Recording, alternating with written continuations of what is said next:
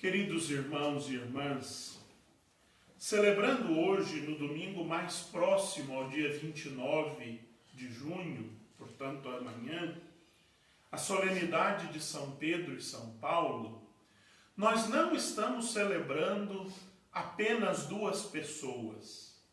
É claro que estamos nos recordando daqueles dois grandes apóstolos de nosso Senhor Jesus Cristo. Mas mais do que duas pessoas, ou nestas duas pessoas, nós estamos celebrando dimensões da vida da igreja, dimensões da nossa fé, dimensões da nossa vida como igreja. E quais são estas dimensões? Pedro é para nós a dimensão da ortodoxia e Paulo a dimensão da ortopraxis. E eu explico essas duas palavras diferentes, não tão comuns ao nosso vocabulário. Orto quer dizer correta, doxa, doutrina, e praxis, prática. Então, ortodoxia é a doutrina correta, a expressão correta da fé. E ortopraxis é a prática correta que decorre da fé correta. A fé não é apenas uma ideia, a fé não é apenas uma doutrina. A fé é um encontro pessoal com Jesus Cristo que transforma a nossa prática. Por isso nós precisamos cultivar estas duas coisas. Uma fé como a fé de Pedro. Jesus encontrou em Pedro, naquele momento de Cesareia de Filipe, uma fé perfeita, uma fé incólume, uma fé que não tem defeito, mas está plenamente coesa e segura. Depois de perguntar quem é que o pessoal diz que é o Filho do Homem, Jesus pergunta aos apóstolos, mas se uns dizem que é Elias, outros que é Jeremias, outros até que é João Batista, e eu? Quem sou eu para vocês? E Pedro responde com uma pontaria perfeita: Tu és o Messias, o Filho do Deus vivo. Sem erro, sem sombra de erro. E até porque foi sintético, Pedro não floreou a sua resposta. Pedro foi direto ao ponto. Pedro foi ao X da identidade de Jesus. Quem é Jesus? O Messias, o Cristo, o Filho do Deus vivo. E ponto final. É isso mesmo. A nossa fé tem como fundamento Jesus Cristo, o Messias, o Filho do Deus vivo.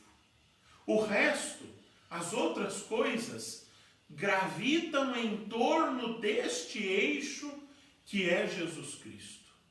Se este eixo não estiver bem seguro, se a identidade de Jesus não for clara para cada um de nós, todos os outros elementos da nossa fé não terão segurança para gravitar ao redor de Jesus. Quando um eixo não está bem firme, quando um eixo não está bem seguro, tudo aquilo que depende do eixo sai do seu lugar. Por isso é fundamental que com Pedro nós tenhamos segurança, e nós tenhamos segurança certa de quem é Jesus Cristo. Jesus Cristo não é um grande amigo, Jesus Cristo não é um herói da história, Jesus Cristo não é o amor da nossa vida, Jesus Cristo não é o queridinho da nossa família, Jesus Cristo não é nada disso, senão o Cristo, o Messias, o Filho do Deus vivo. Qualquer outra definição, qualquer outra coisa que nós digamos a respeito de Jesus, pode nos levar ao erro em muitas outras coisas. Não só na concepção do próprio Jesus, mas nos sacramentos, na relação com Maria, na relação com os santos.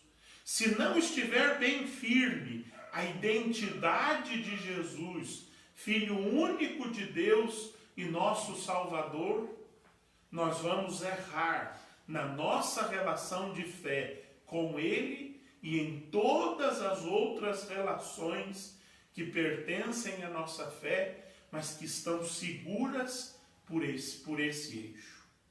Por isso, para que nós tenhamos uma fé ortodoxa, ou seja, uma fé correta, uma fé como a de Pedro, sem erro, mas com precisão, nós precisamos de testemunho.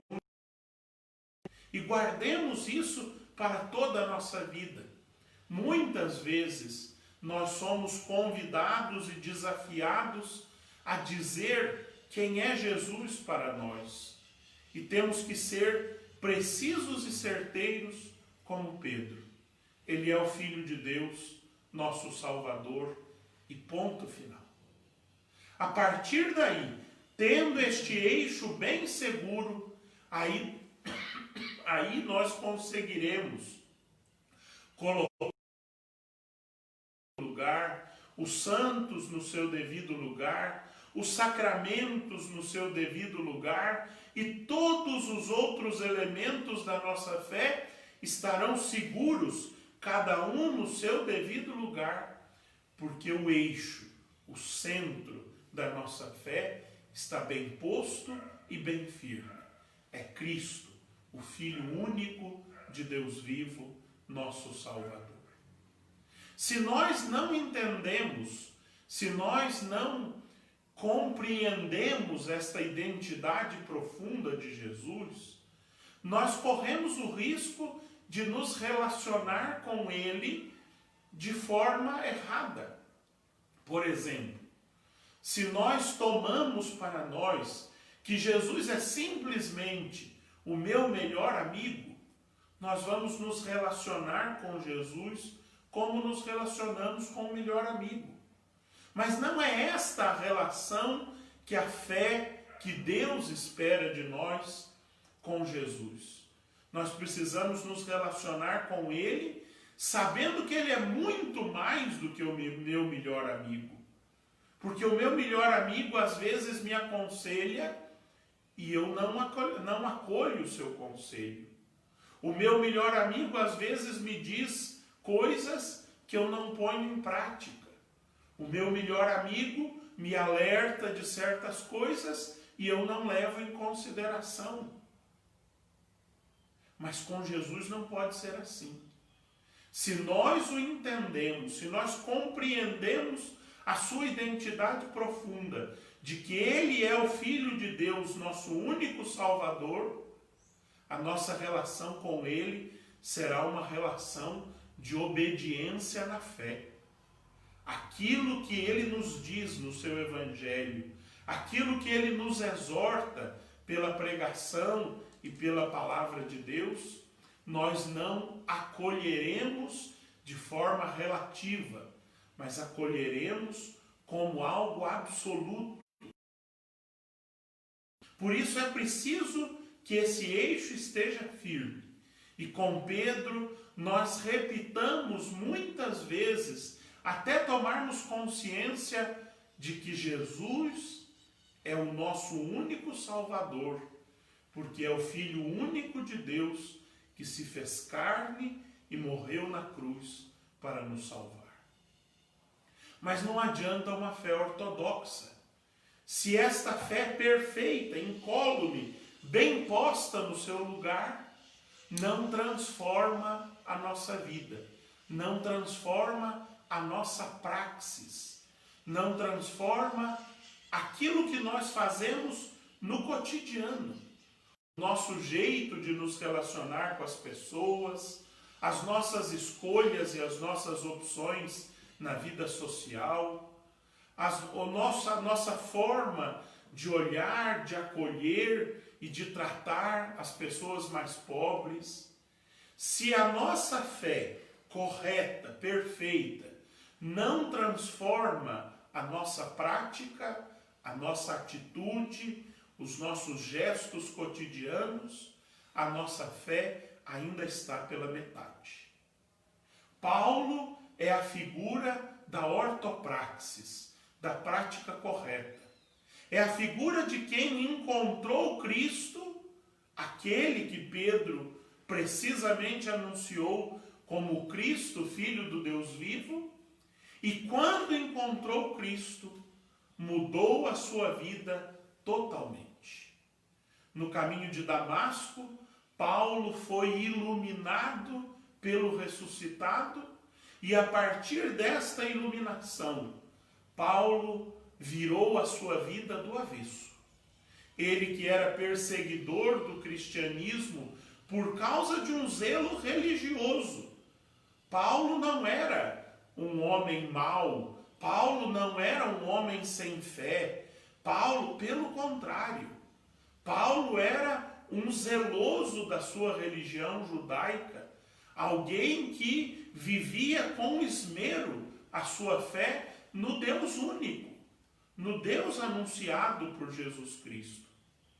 Mas porque Paulo não tinha encontrado Jesus Cristo, o seu zelo religioso era um zelo bélico, era um zelo guerrilheiro, era um zelo de quem queria fazer da religião uma guerra e uma disputa.